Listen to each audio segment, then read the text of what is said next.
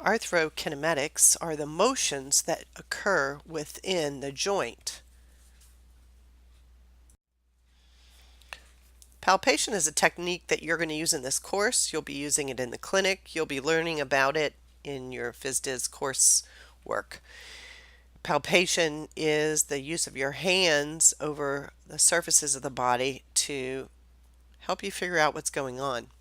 Now, your book does talk about something called end feel, and specifically the bony end feel. So as you're moving two bones through available range of motion, let's say for instance the elbow, you're moving the radius and ulna towards the humerus, you may feel what's called a hard end feel. A hard end feel would indicate to you that maybe there's some bone or some structure of bone that's limiting your available range of motion. That might be something to have some concern with, and you'll feel that when you move that radius and ulna towards the humerus. An abnormal bony end feel is sort of along the same lines of that, where there's maybe some crunching or cracking or something going on in there that just doesn't seem quite right. A boggy end feel would be another abnormal sort of end feel that might indicate some edema, some swelling, some fluid in that joint that sort of creates, for lack of a better word, a squishy feel as you're moving the arm through the range of motion. An empty end feel would be something that you would feel for a joint that has a very flaccid muscle, where it sort of rapidly moves through the range of motion abnormally, without any kind of an end feel to it. It seems abnormal, certainly. It seems unusual. We might be using soft tissue stretching. Sometimes we use the soft tissue stretch to lengthen a muscle, to passively range somebody. We might use approximation, which is pushing the joint surfaces closer together to give that joint some more information. Typically, joint approximation, we're going to talk about that more in a moment when we talk about joint mobilization. But when we push two joint surfaces together, we can normalize tone, hopefully. We can reduce tone or we can increase tone to whatever needs to happen there. And we can give that joint more information for proprioception, and we can also create co-contraction by pushing the two joints together. So we're going to talk more about that in a second. As you're palpating, you might feel a spasm, or what we call high tone or spasticity. And oftentimes there are some techniques that you're going to learn about that you can use to help reduce those muscle spasms, typically sort of putting a pull, a sustained pull on that muscle will help to reduce a muscle spasm. Okay, joint mobilizations, or what we affectionately call in the clinic joint mobs. These are pretty important techniques that you're going to learn in the lab. There are 3 of them. Okay, these are real important.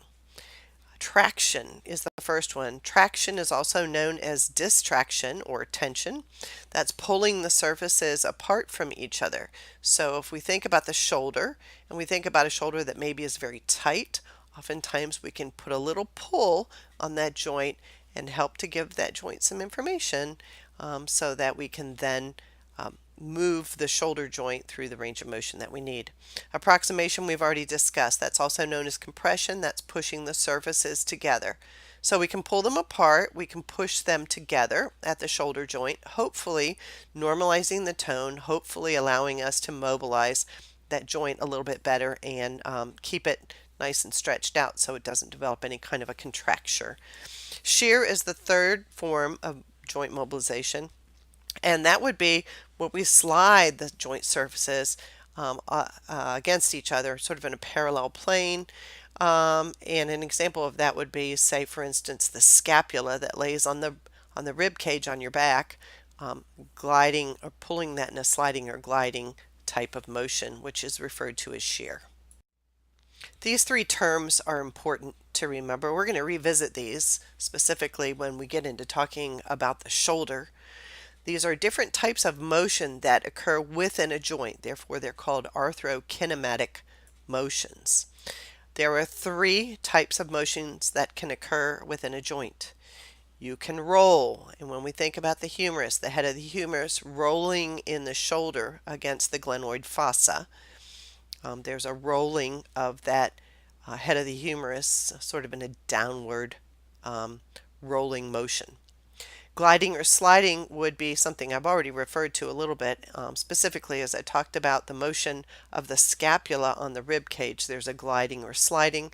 That would be similar to, say, a child sliding down a hill on a slide in the snow. The third type of motion that we might see occur within a joint is referred to as spin. And again, we're going to revisit all three of these when we go into the shoulder. Spin occurs a number of times, kind of like a top spinning on a flat surface. There's a rotary type of turning motion, and that would be referred to as spin. Check out your textbook, it gives you some nice examples as well.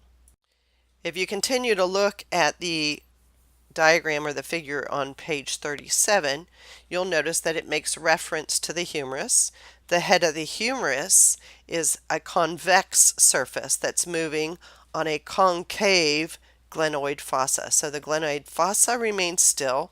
The head of the humerus is actually the surface of the joint that's moving. What this rule tells us, that is, if the arm starts in a straight down position towards the floor and moves in an abduction to straight outward, that there's a rolling that occurs on the head of the humerus.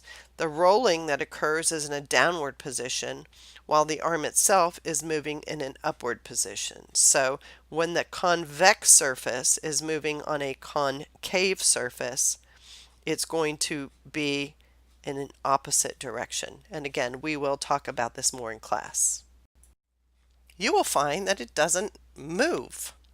Now, when we place that patellar joint in an open pack position, you take your leg, stretch it straight out in front of you, make sure it's relaxed, because if you're tensing up your quadriceps, you're going to tighten down that patella.